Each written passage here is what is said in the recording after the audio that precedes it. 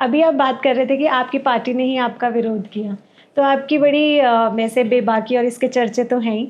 और एक आपके बारे में कहा जाता है कि आप अपनी पार्टी में धरने पे बैठ जाते हैं, चाहे वो डीएम का दारू का ठेका बंद ना करवाने का वो हो, चाहे फिर गांधी पार्क में जो मंच तोड़ने वाली बात थी वो।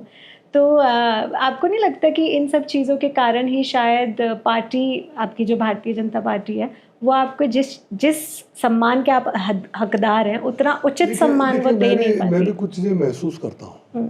इतने समय से मैं काम कर रहा हूँ।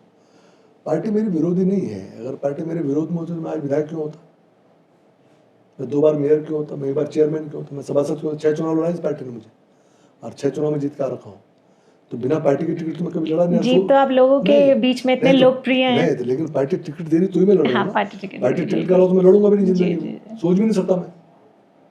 तो पार्टी टिकट दे रही तो पार्टी मेरा विरोध तो नहीं करती है। हाँ, ये जरूर है कि मेरे जो कार्यशैली है, कई बार पार्टी में लोग असहज हो जाते हैं, पार्टी असहज हो जाती है। मैं भी समझता हूँ जब मैं डीएम का धरने बैठूंगा और मुख्यमंत्री से उलझ जाऊंगा तो स्वाभाविक बात है वो मुख्यमंत्री प्रदेश उनको अच्छा नहीं लगेगा। पार्टी के लिए भी असहज स्थिति बन जाती है। मैं मेयर रहा, मैं अपने कार्यालय के आगे धरने पे बैठ गया और बैठा इसलिए कि मुझे गांधी पार्क में पॉलिटिकल एक्टिविटीज बंद करनी थी और बंद हो गई आज।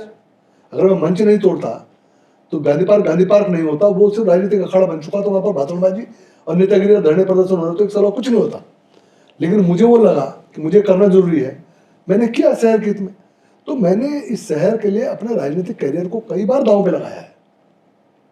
अपने नहीं लगाया, गट्स चाहिए इस चीज अपने नहीं लगाया। अगर मुझे आगे बढ़ना होता तो मैं शायद ऐसे ना करता, मैं ऐसा ना करता। मैं तो जैसे चल रहा चलने देता, मुझे क्या दिक्कत, मैं तो बढ़ ही रहा था ना। लेकिन मैं अगर ये इतनी समझ है मुझे 39 साल हो गए मुझे राजनीति करते हुए कि क्या मेरे लिए सही है और क्या गलत है। लेकिन मुझे कई बार लगता है कि जो मेरे लिए सही है वो पब्लिक के लिए सही नहीं है। तो पब्लिक के लिए क्योंकि मैं कमिटेड हूं इसलिए मैं वो काम कर जाता हूं जो मेरे लिए सही नहीं होता है और बाद में मुझे उसका सेटबैक होता है। लेकिन कोई दिक्कत नहीं, मुझे कोई मलाल नहीं होता उससे।